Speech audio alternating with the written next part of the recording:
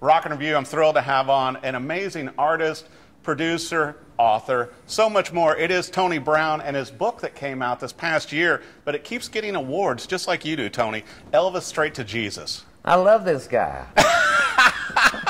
You know, it was so much fun reading your book, and it was interesting. You and I were talking before I came down to the studio that I read Phil Kaufman's The Road Mangler book, and you have a whole chapter dedicated to you, and there's pictures of you levitating a garbage can, and also putting your, you know, you were doing tricks, man, besides playing. Well, some of that stuff in that book I wouldn't want to people to know about, but the Mangler is all about excess in just crazy stuff. Right. Yeah. And he took good care of you while you were with Emmylou's hot band. Great road manager. All those years. Well, I want to talk a little bit for our viewers, too, Tony, that may not know you as well as I do. And obviously, you're a world-renowned producer, and you've worked with some of the biggest musical artists in the world, such as Reba and George Strait and all these other, and Lionel Richie, too. Lionel Richie, I know, I love those pictures. But I want to talk a little bit, you know, you started from humble beginnings, and you know, and one of the few things you guys had in your house when you were growing up was a piano. That's right. I mean, you know, the book is about, the title is about what my life was about. It was about church in the beginning. Right. That got me my job with Elvis, not my piano playing. And then as a producer, I made my money producing records, and the biggest act I ever produced was Strait. So Melissa Core came up with the title Elvis, Straight to Jesus. And then the book guy called her and said, he spelled straight wrong. She said, well, you should check the book out. It's about, it means something. So yeah, maybe there's an artist named George Strait. But, you know, I thought what was so fun about the book, too, and obviously, you know, starting out so young playing piano and going and living with your piano teacher for a while and really getting ingrained and playing with her band. That's right. You know, it's like, this book is about opportunities that happen in your life, and if you take advantage of it, it can change your life. Right. And when I took piano lessons from her when I was 15, and she asked me to move down to Louisiana, and she'd teach me for free if I'd play with her family. Right. I thought that was so neat that you did that and that your family allowed it. Oh, I know it. And, you know, I think back on that. My father was so strict and such a religious fanatic that I'm surprised he let me do that. But they were a very Christian family, and he trusted them. Well, and also that introduced you to watching the TV then and seeing all the shows like the Glenn Campbell show. I know it, because we weren't allowed to watch all that stuff. I mean, so I went down there, and I'd never been to a football game because my dad wouldn't let me go to football games. Really? People would be drinking there. Oh, my gosh. And so I got down there, and my piano teacher's dad said, in this family, we support our football team. And I went, I've always wanted to go to one. So down there, I started learning about life, you know. Right. And I just sort of expanded my spectrum of what life is all about in a good way, not a bad way.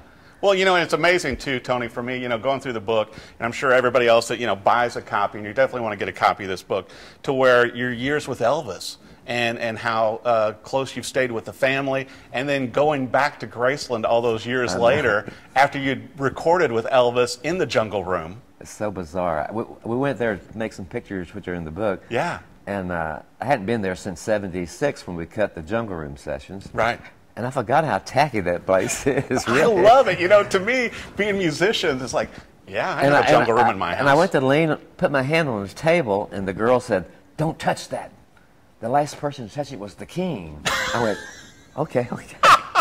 And she was dead serious about it, too. Oh, my gosh, that's so much fun. Yeah, it was kind of fun to go back there because that room is so small, the Jungle Room, and they crammed all that Ronnie Tutt and his drums and Burton and a grand piano. And you. And we're all in there. Right. And it was like you could barely move. And we cut way down in there. That was the last big hit he had. And he was walking around the room with that 47, which is meant to be on a big stand. Right. Walking around holding it. As I'm playing the boogie-woogie on the bass on the piano, he's got his hand over my hand going, way down. And I was having to play under his hand. But it's kind of fun stuff like that. What a storied career. And I thought it was so neat, too, in the book, to where, you know, you've got your chair, and then you have 40 people that have, you know, affected you over the years. And like you and I were talking before we came in studio, Tony, to where it's not all big-name stars. There's plenty of stars in here, but it's industry people that I think changed the face of Nashville that you worked with, and then later you became the president of MCA for 5 years. Yeah, I mean, I never dreamed of doing that. I came to Nashville to be a musician. Then when I got here, I figured out pretty quickly that I was an adequate musician for a road band, but to be a session player, you have to be really good. As David Foster said, to be a great session player, you have to be great. In sessions, good is the enemy of great, and I totally understand that. You have to be able to turn on a dime and be anybody they want you to be. Right. As a musician, they want you to be Floyd Kramer, they want you to be Chick Corea, they want you to be Billy Joel, and I can't do all those things. I can do Tony Brown really good. You do it incredible, but you know what? I think you sell yourself short because, you know, having heard you and seen you in concert and stuff before, you're an incredible musician, but I think also, Tony, that gives you as a producer insight that a lot of producers don't have, because a lot of them, you know, like you were joking about earlier, you said, you know, they consider them suits. Yeah. Because, you know what, a lot of producers didn't come from the music trench. Yeah, you know, I went to dinner with Tom Bukovac, who's now, we call him the, you know who he is. Tom's awesome. He's the gunslinger guitar player in town. Yeah. He's so cool. We were sitting at lunch after a session, and one of the friend was there with him, and he told her, he said, this guy produced all those George Strait records. Right. And she said, did you do Al Morello by Morning? I said, no, that's Blake Mevis. She said, did you do The Chair? I said, no, that was Jimmy Bowen. And I said, I did Give It Away, and I did Run, and Tom Bukovac was going, geez.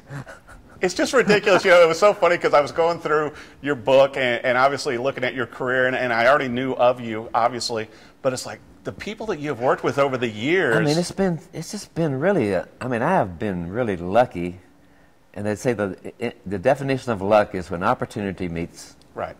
No, when, what's the word, when you studied meets opportunity. Right. Yeah. And well, and I think also, though, you know, and particularly during your A&R years, too, Tony, you gave a lot of people opportunity. I mean, you helped, you know, like we were talking about Alison Krauss, and we were talking about, you know, Emmy Sunshine that you're working with now. Oh. Without somebody like you to nurture and groom these people and also working with the music, what happens? Well, you know, and it's to me, and I still have this same work idea, is that I did it at the beginning not to make money. I just love music. Right. And to meet somebody who was better than me, I had to raise my standard and get better to hang out with him. Yeah. And I just met this girl, Emmy Sunshine. She's 14. She's from East Tennessee. And it reminds me when I met Alison Krauss when she was 13. And I watched Alison turn into the superstar she was. And this girl has just fired up my creative desire. And so I'm like determined to get her a record deal, and we will get her a record deal. Well, you know, and it was so interesting in the book, too, with Scott Borchetta, you know, that he was at MCA at the same time, and you guys were kind of competitors. No, he was my nemesis, and I was his nemesis. And then but it made you both better. It sure did. I fired him, then he started Big Machine and stuck it up my you-know-what. But, you know, how amazing is that you guys are still friends? Everybody thinks that we hate each other. Right. We're big fans of each other. Well, and he's in the chair in the book. Oh, I know it. You know, and I always see him. I always congratulate him. And then when, you know, he loved to race cars. He used to race those mini cars at the racetrack. Yeah. The year he sponsored an Indy car, it won the Indy 500. Oh, my gosh. I said, Scott, come on, man. Well, now, obviously, the book has done so well. You've gotten 3 awards off of this and 2 pages of your own awards, and the discography. It would take me more shows to cover that. I heard there might be a documentary. Well, we're working on that. You know, we're working on it, trying to put it together and putting a sizzle reel together. And as soon as we get it placed, you're the first one to know. Please let me know. But, you know, the thing about this book I love is I tell my story in pictures, and it's so easy to understand what's happening when you can see who I'm talking about. Right. And I show the person when I met them, then I show the person that we took a picture of in the past year in the chair, and to get to see, like, William Lee Golden looked like Warren Beatty. Yeah.